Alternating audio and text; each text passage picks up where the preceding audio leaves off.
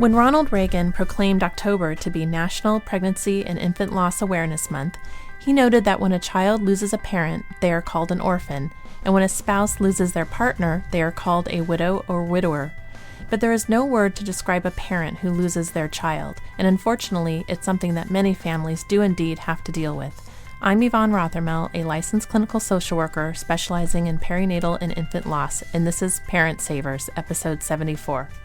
Faster than a speeding toddler. Sit still for just a minute. Can soothe boo-boos with a gentle kiss. Would you get down from there? Able to clean poopy bottoms in a single swipe. Oh, what did you eat? Turning frazzled mommies and daddies into procreators of peace and harmony. Ah, quit touching me. It's Parent Savers, empowering new parents everywhere.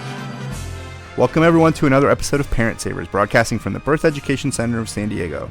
Parent Savers is your weekly online, on-the-go support group for parents of newborns, infants, and toddlers. I'm your host, John O'Reilly. Thanks again to all of our loyal listeners, and especially to those who have joined the Parent Savers Club.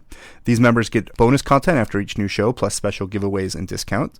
You can also subscribe to our monthly Parent Savers newsletter for a chance to win a membership to our club each month. Another way for you to stay connected is by downloading our free Parent Savers app, available on the Android and iTunes marketplace. And if you haven't already heard, we've recently unlocked all of our archives, so you can access any episode of Parent Savers, the Boob Group, Preggy Pals, share them with your friends, listen to your favorites, and check out anything that we've recorded over the past year. Today's topic is parenting subsequent children after infant loss, and so let's go around. We're joined by some parents in studio and introduce everyone so we know who we're listening to. I'm your host, John O'Reilly. I have 3 boys, 6, 4, and 2, and I am coming up on my 40th birthday. Hi, I'm Carrie Hassler, and I am a second grade teacher. I'm also a parent of an 11-year-old girl, and I have a little boy who passed away when he was 15 months old. His name was Owen. Hi, I'm Cheryl Gerhardt, and I'm an accountant, and I have 3 children, a 10-year-old daughter who is a surviving twin, and a 7-year-old son and a 5-year-old son. Hi, I'm Erin Esteves, the producer here for Parent Savers, and I'm known as OG Mamacita. I have 1 boy. He's 23 months, and I'm 42. That's what makes me the OG Mamacita. Nice. Officially geriatric. Yvonne, how about you? I'm Yvonne Rothermel, and I'm a licensed clinical social worker and work in the area, obviously, of infant and perinatal loss. And I have 2 daughters, one who's 10 and one who's almost 8. And I'm going to go ahead and introduce myself, too, because I may be chiming in today's conversation. I'm Sunny. I'm one of the producers on Parent Savers. I'm also the host of Parent Savers' sister show, Preggy Pals. I'm actually pregnant with twin identical girls. I have 2 little boys at home. And I might be chiming in for a couple different reasons. I'd be lying if I said that being pregnant with twins, that I haven't thought about perinatal loss and what that might be like.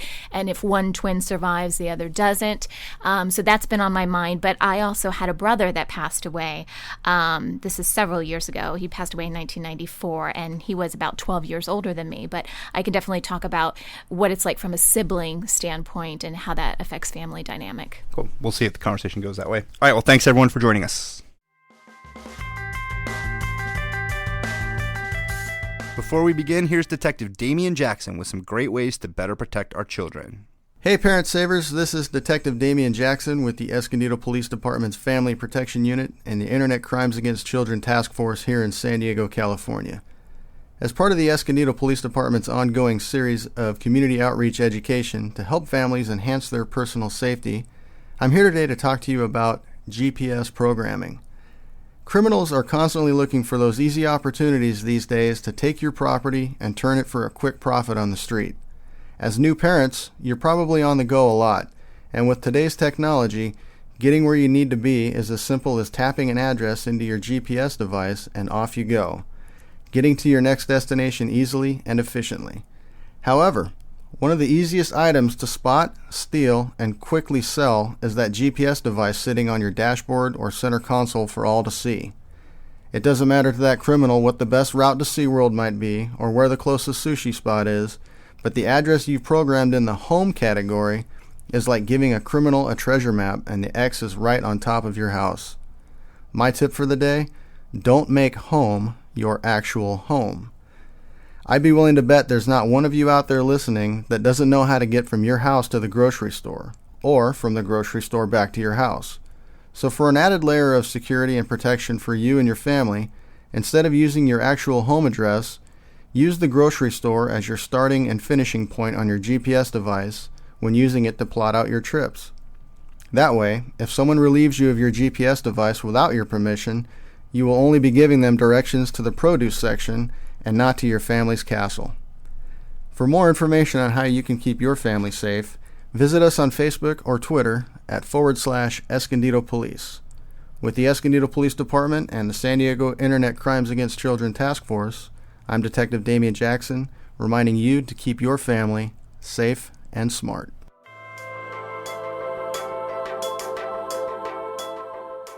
So today we're talking about parenting subsequent children after infant loss, and one of the reasons we're talking about this is because October is Infant and Child Death Awareness Month. So while it's definitely not the fun topic or the kind of lighthearted conversation we often have, it's important that we do this topic, and I really want to thank everyone for joining us, and thanks to you guys for listening as well.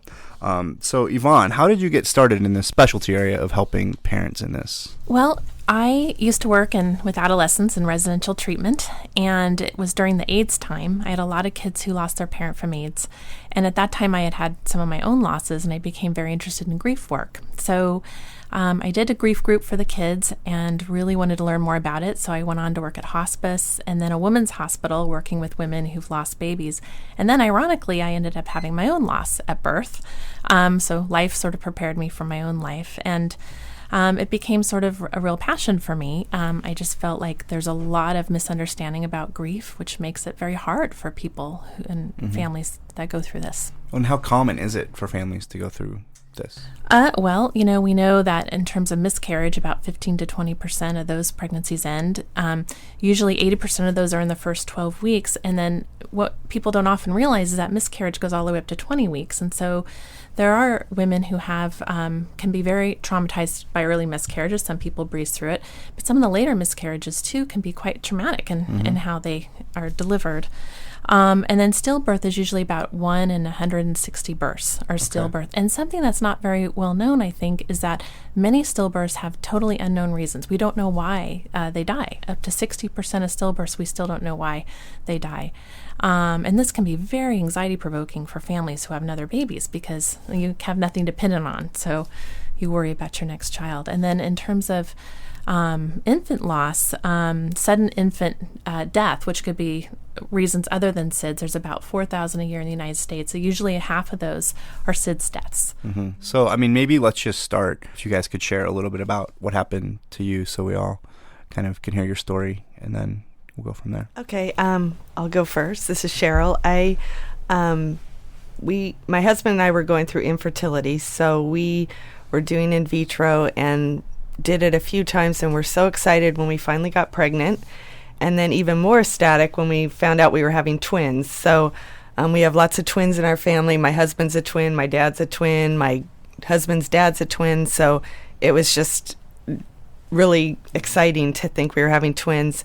Then at my 16-week ultrasound, the doctor informed us that one of the twins was not developing normally and would not survive, but he didn't know when the twin would pass away, whether it would be in utero or if the twin would go full term and then just die. He knew it wouldn't survive once it was born. The lungs weren't developing properly.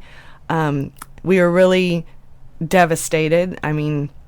It was really difficult, and the hard part too was thinking about the other twin, because we wanted this pregnancy so bad and tried so hard, and to think we've lost one baby and we may lose both after everything we'd been through. So the good part was I did go full term, because if the baby did die in utero, it could have jeopardized the other baby. So I was able to deliver both babies, and the surviving twin was totally healthy, normal, and the second baby, when she was born, I knew that she wouldn't live. She never took a breath. She had a heartbeat. I got to hold her for the first hour. The first twin did go to the NICU, so I had kind of that private time to spend, my husband and I, with the baby that was not going to survive.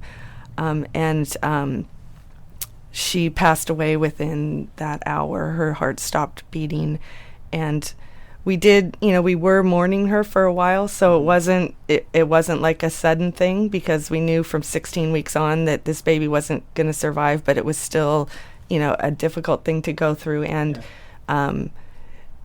at the same time, we were overjoyed that the other baby had survived and that she was healthy and that she, we were, we got our baby. So it was kind of a bittersweet time. It was just, and then having just delivered a baby, you're so emotional anyway, and your hormones are so crazy. I just felt like I didn't know where I was. It was just, you're just in the moment, just doing what you need to, holding the baby, watching it die. It's kind of like you're watching a movie, but and everyone's just watching me like, is she okay? The nurses kept coming in, is she okay? Does she need something? And I don't know. I look back at it, and everything was just in the moment, just, what do I do? So it's been 10 years. So it's kind of, looking back, I'm like, wow, I can't believe I went through that and I survived. And, I'm here today to talk about it and hopefully help anyone else that's going through the same thing, because I know at the time I reached out to an organization called CLIMB, Center of Loss and Multiple Birth, just to get somebody to kind of give me a frame of reference. How's it going to be living with a surviving twin? How am I going to, tell my daughter? How are we going to be going forward? How is our family going to kind of get through this whole thing? So that was a good resource for me. But I think even now there's probably more resources. There's a support group that Yvonne, I met Yvonne through, so that was a good resource for me as well. Yeah. All right, Carrie, how about you? Well, gosh. It's funny because it's, it's heartbreaking to hear other people's stories, of course. And you can obviously very much connect when you are a parent who's lost a child as well. So it's heartbreaking, and I'm so sorry for your loss as well. So I have a slightly different story. Our son Owen was healthy, happy baby, born full term. Actually, he was late. Gosh darn it, didn't want to come out. But he was, we had a healthy, happy pregnancy, and he was a very normal boy and developing great. And at 15 months old, he unexpectedly died in his sleep. And it was a very traumatic moment for us. My daughter, who was 5 at the time, and Owen were sharing a bedroom that was literally, we have kind of a Jack and Jill bathroom, the master bedroom and their bedroom. So they were literally 10 steps away from us. And Kate had already gotten up, and I was waking up early. It was a school day for my daughter. And Owen had seemed like he had a little cold and no fever. And he said both kids have had many colds in the past. And so that morning after, my daughter's up and I'm up, I had been up for a little while, get up early, and it was time for Owen to wake up. And I walk into his room, and he was laying on his side, and I knew something was wrong. And I picked him up and screamed and raced him downstairs and began CPR on him, panicking, screaming, and yelling at my husband to call 911. And my daughter was standing right there and asked over and over again, saying, "What's wrong with Owen? What's wrong with Owen? What's wrong with Owen?" And so I just wanted her to step away because I just knew.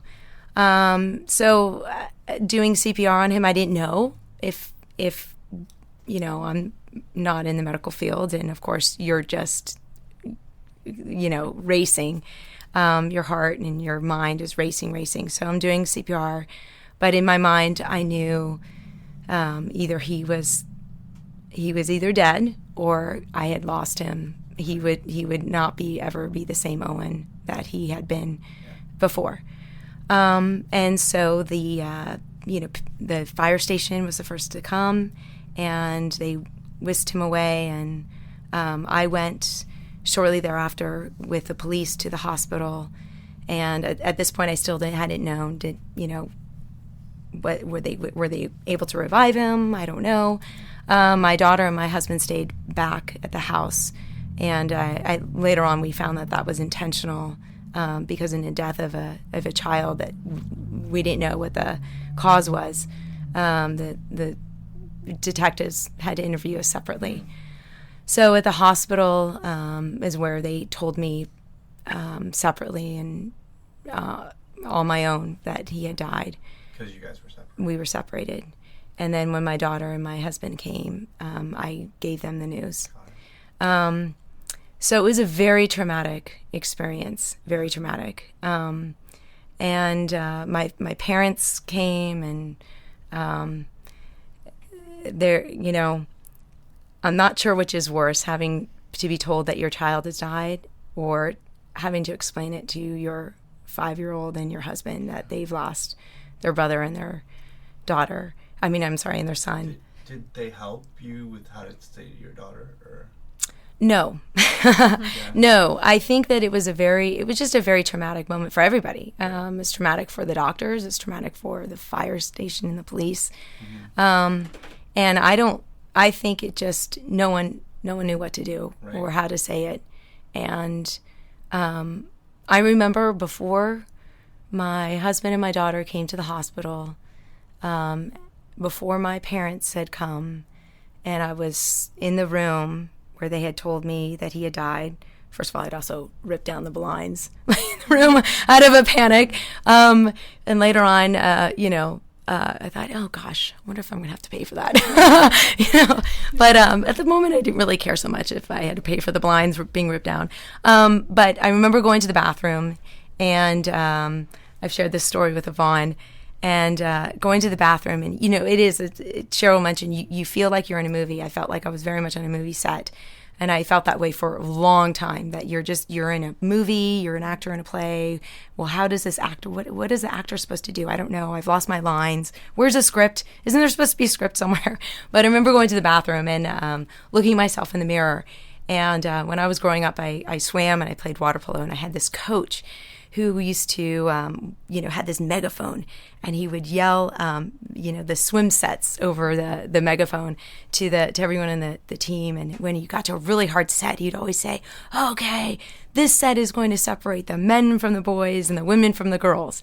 And for some reason, I went to the bathroom, and this is, of course, between the time they've just told me the worst news of my life, and yet now I've got to relay it to my husband and my daughter.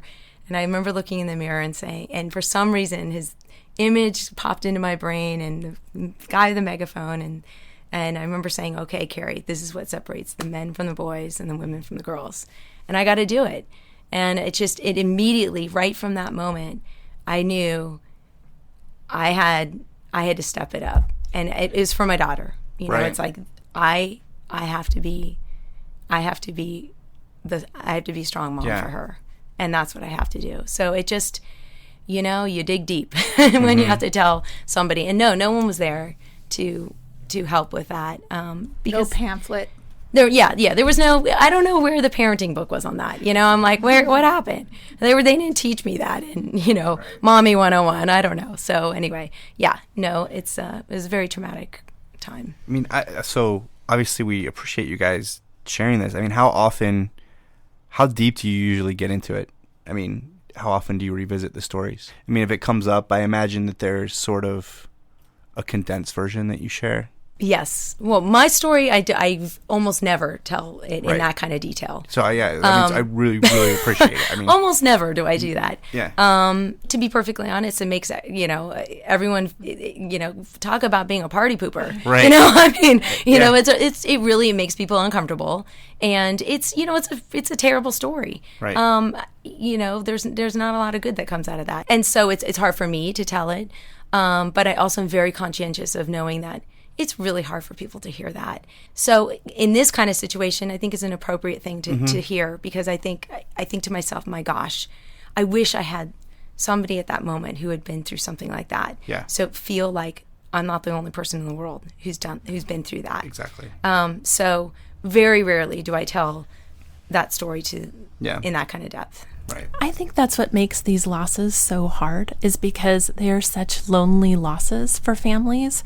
We were just talking before we started today about, how much you hold back from telling because you feel you're making people uncomfortable, but yet so many people who go through this really love to talk about the child that died. And there's this misconception that if you bring up their name, it's going to upset the person all over again. And really, they're thinking about it all the time. And as one of my clients just said to me last night in a session, she said, when I talk about him, it's the only time I don't cry. And yet people don't realize that. Right. And it may not be true for everybody, but I think for a majority of people, they like to be able to say their child's name. And I know today we're talking a lot about, how to help support families who are going through this. And I think that's a really big misconception to clarify, that it's really important. If I can just interject, as someone who has never lost a child and is just very susceptible to the emotional impact of hearing somebody's story, how should somebody respond? Right. I think the most important thing, and I'm sure you all can chime in, but don't let your own sense of helplessness and impact your reaching out. Because so many of the families I talk to and have experienced myself is that people tend to go away when these losses happen. And it's not because they don't really care per se, it's just that they feel helpless and they don't know what to do. And you just have to know that there's nothing you're going to do that's going to fix it. But showing up and being a presence, even if you just text, "I'm thinking of you," and then with the very important disclaimer, you do not have to get back to me. Just know that I'm thinking of you. If you send food, if you get memorial fund going for someone, anything that lets them know that you're thinking about them. And it's very important that doesn't just happen in those first few weeks, because what happens is you've been hearing there's this fog that comes over. You feel like you're in a movie. Well, that starts to wear off in the months that come. And those are the months that are so difficult for families. And that's the time, especially, they really need to have people reach out to them. And so it's important to remember that the reaching out needs to continue. But what if your own fear of being a blubbering crybaby next to your friend or your family member who's going through this loss? How do you deal with that so that you're not dragging them down? Well, I think that's such a good point. I mean, first of all, here's my condensed version of this big story that I have. I have a son who at 15 months died in his sleep unexpectedly. The end.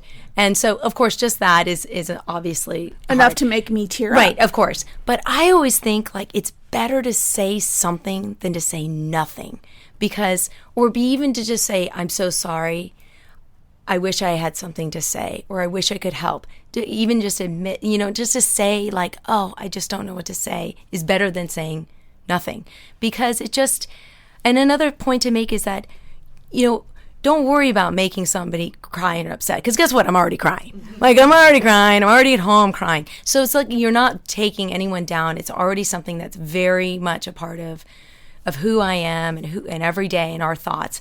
And that's such a good point. I think there's such an initial rush in the first couple of weeks, and then when the fog goes away, all of a sudden the reality of it all hits in, and that's when people have kind of gone back to their lives.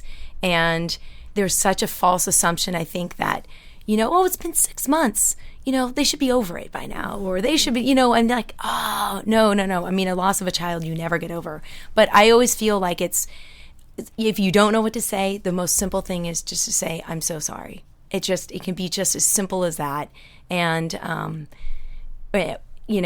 and don't worry about crying. And in a way, crying is kind of a relief, and not to worry about it. I totally noticed that even when you guys were telling your stories. When Cheryl told her story, I didn't know what to say, right? But then there Carrie was with, "Oh, I'm so sorry for it," because it's hard for us. Yeah.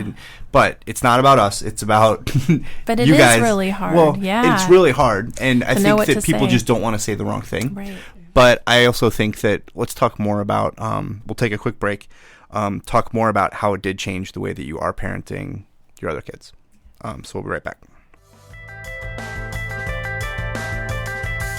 Welcome back, everybody, to Parent Savers. Today we are talking about parenting subsequent children after an infant loss with Yvonne Rothermel, and we also have Cheryl and Carrie in the studio as well, who have just shared their stories.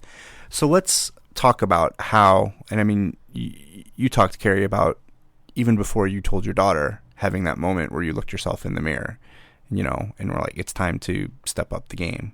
How has it changed the way that you are parenting your other children? Well, I know for me, my main thing was I didn't want my daughter to carry this with her. Like, it was something that she had to be sad about and feel bad about, or why did I survive and not my twin? That was the most important thing to me, regardless of how I felt. I'm like, okay, I'm gonna be sad on my own. This is gonna be with me always, but I want my daughter to have a positive kind of outlook and look at this positively. So, and at the time she was my only child. I subsequently have 2 other children. But for her, I also didn't want it to be like all of a sudden one day she's 10 years old and I tell her, oh, by the way, you have a twin sister that died at birth.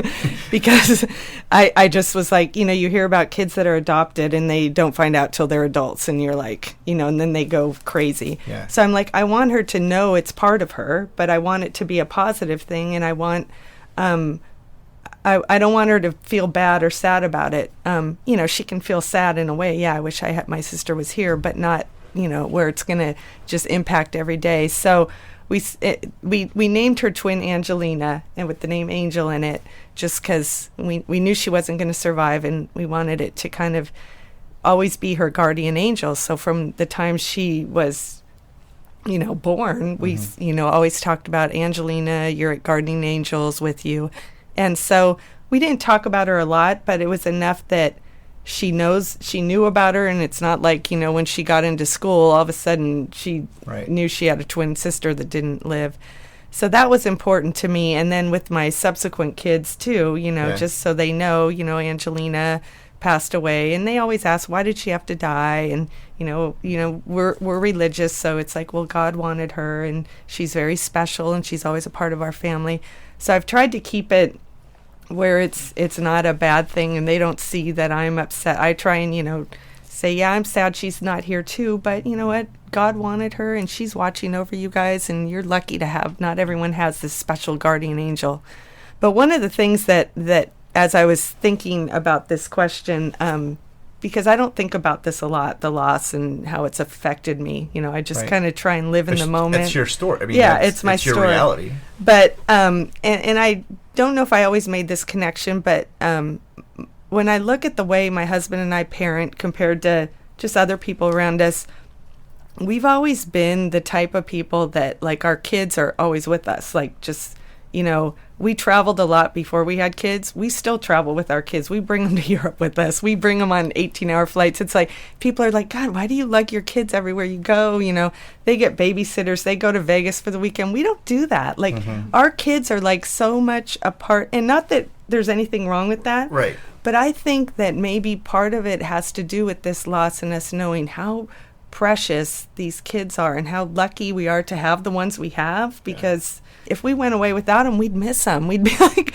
what are they doing? You know, we wish we, you know, not that we don't have our alone time too, but it's just, they're just such a part of everything we do. And it's just, we just love to have them around, and we cherish every moment. And we do live so much in the moment more than thinking about the past or what could have been or what you know, and I think that changed a lot for me, maybe not for my husband. He lost a sibling when he was in his early 20s, so I think he was already living that way, but he kind of helped me realize, you know what, Cheryl, we can't do anything about this. This is like, you know, it's happened, it's sad, but we got to move on. We got to be positive and you know, live for the future and live in the moment and enjoy every day. So we try to do that, and that's helped me get through the loss. And I think I don't focus as much on it because of that. Maybe it's just my way of coping, but I think that if I had just dwelled on it a lot, it would have probably brought me down and impacted my kids. And that was the main thing. I didn't want it to be where they thought, we're here and Angelina's not, and, this is a bad thing, So, so they talk about her, but not, it's not a sad thing. Usually it's more, our guardian angel. Do they, if someone asks them how many brothers and sisters do they have? It changes sometimes, and I was telling them this story, like sometimes it'll be a funny thing, like where we'll say, well, there's 3 boys and 2 girls in our family, and they're like, no, you forgot about Angelina, there's 3 girls, see?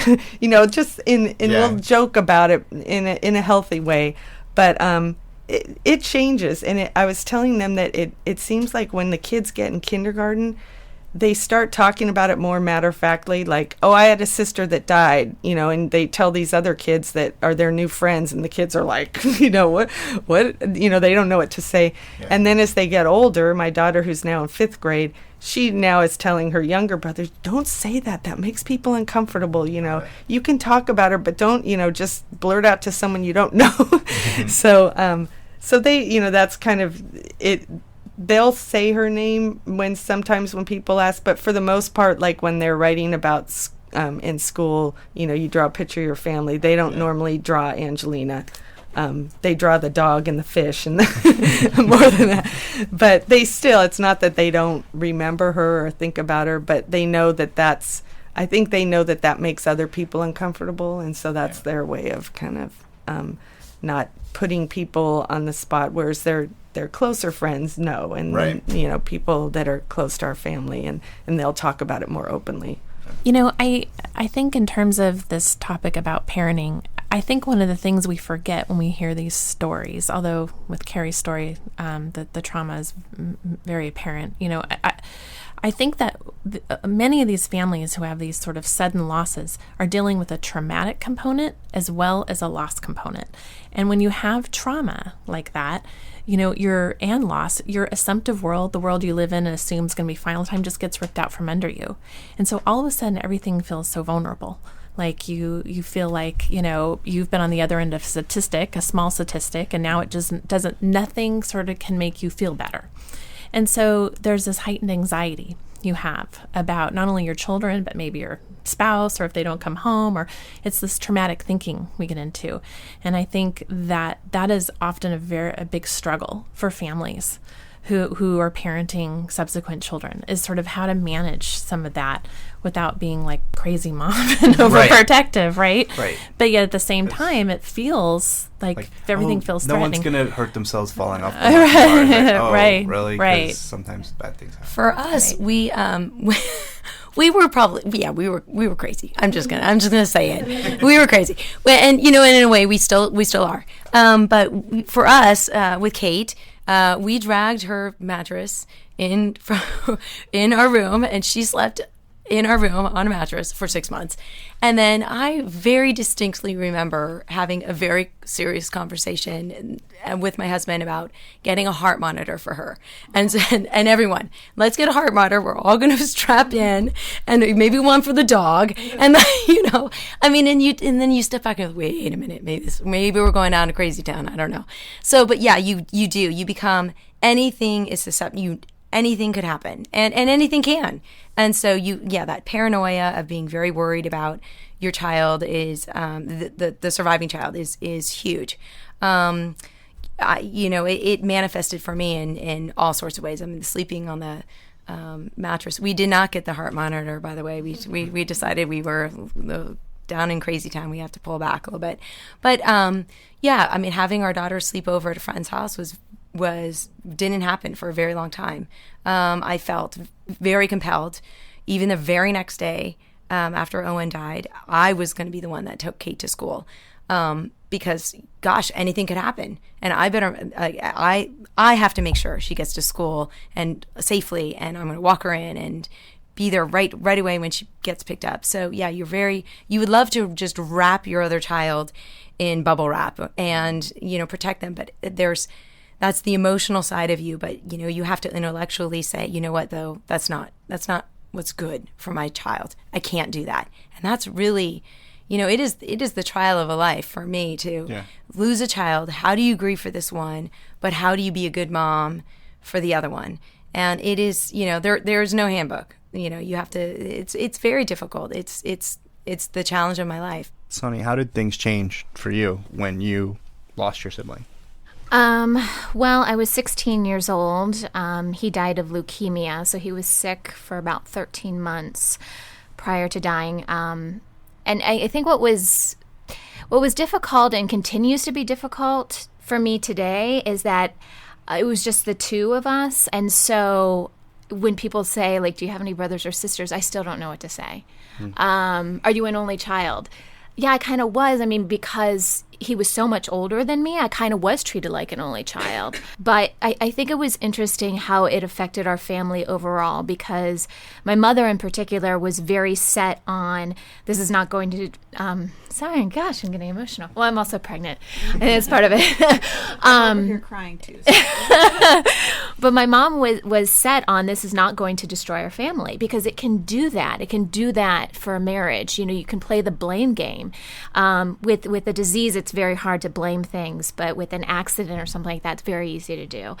It really brought our family closer together. I know Carrie was mentioning, wanting to sleep in the same room. We did that too. I was 16 years old and we had a cot and I was sleeping in my parents' bedroom, and it was just a way to process it and to get through it. And now, they actually live on the other side of the country and my family's out here. My immediate family is out here. Now we're always together. We make sure we're always together on the day that he died.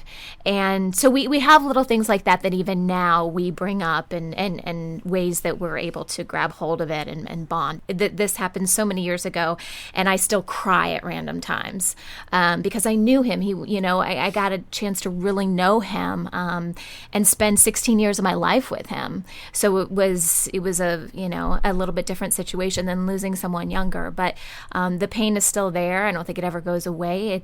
But it definitely reminded me of how precious life is and to not take anything for granted. I think it's important to mention for people who listen to this who may be earlier on in their loss, because we're hearing from Carrie, who's 5 years out, and Cheryl, who's 10 years out. And, it takes a long time to sort of figure this stuff out, I think, as you go along. And I wouldn't hate for anybody to judge themselves when they initially have a loss that they should sort of be at this place, because I think it takes a very long time. And I think it requires a lot of support. I've been on the show before and we've talked about perinatal loss and stillbirth loss, but I think, when you have these losses, it's like having a big open wound. And when losses are sort of unexplained, I think it's oftentimes we see moms find ways to blame themselves about it. I mean, I think it's just universal. I think moms find any tiny little thing, even though it has nothing to do, and evidence to the contrary. We all feel responsible. And it's important to sort of get in there and clean out that wound and make sure there's not a lot of self-blame, and that so the wound can close up well, and then you're going to have the scar the rest of your life. But I think sometimes it's important to find people and groups and support groups or therapy or ways to sort of help you do that as you are moving forward, so you can sort of, move forward in the healthiest way possible. Well, thanks so much for talking about it. Is there anything else you guys want to add, or maybe something we didn't cover that you want to make sure to tell either parents going through this or other folks? When you are going through that initially, it is, unexplainable. Right. How hard that there's no even words. You can't even put it into words. You can't articulate that kind of grief that you initially go through. It's so intense. And, and you're just trying to, I remember for so long, just trying to cling on to anything that would try to make me feel like I could do this. And that's, a show like this is so fantastic for people who really are feeling like I was for so long, just alone in it. There's not a lot out there to help people, and not a lot that's kind of more real. There's some religious writing about all this, and there's some things that are written by people who've never lost a child themselves, but I there's not a lot that I could have connected with. And I just now when we hear of a family who's lost a child, we reach out to them because we know how bad it is. And just to know somebody else has been through that is huge. So I think it's really great and important that you're doing this show so that others don't feel so isolated. Yeah, I know. It's a brave topic for you to take on. And I would just like to say to anybody who's listening who's lost a child that, society has very unrealistic expectations of grief. And it's important to know that, and that it's going to take a lot of time, and that you need support. And that, unfortunately, sometimes it falls upon the bereaved to have to let the community know what they need because people are just frozen. Right.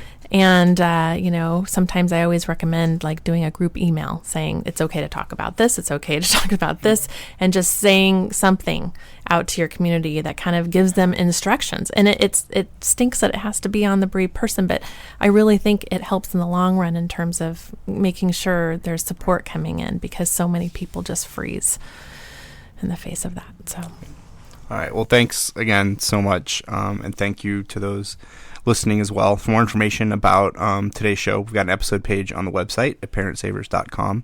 We'll actually continue the conversation a bit for members of our Parent Savers Club. Let's talk a little more about some tips or some specific things that people can do to help. I know we've touched on it a little bit, but maybe some of your favorite gestures that you've either received or like to give to folks. And so check that out for the bonus content. All the info's on the episode page at parentsavers.com.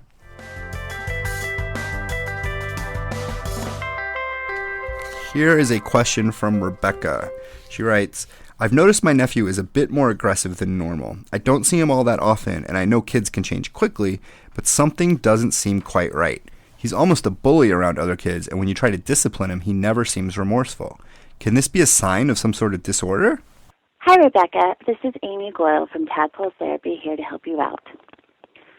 The short answer to your question is yes.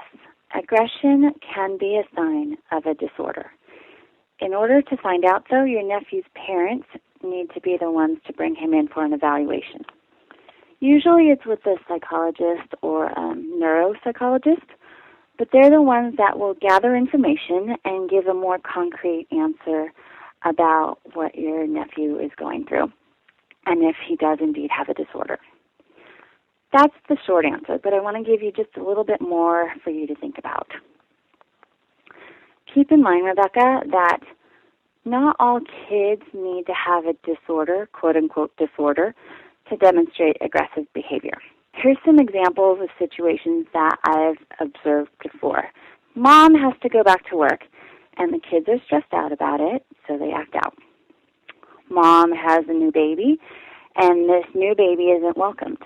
Again, this could be a source of stress for the kids, or just one kid, and they'll act out. Another example would be there's a poor match in parenting style between the child and the parent. So the child may view the discipline they receive as too harsh, or maybe it's not enough, and the parents can't reel their child in. Another situation is that one of the parents in the household is depressed, and that child isn't getting the same amount of attention that they would normally get, and then they become more aggressive or act out again.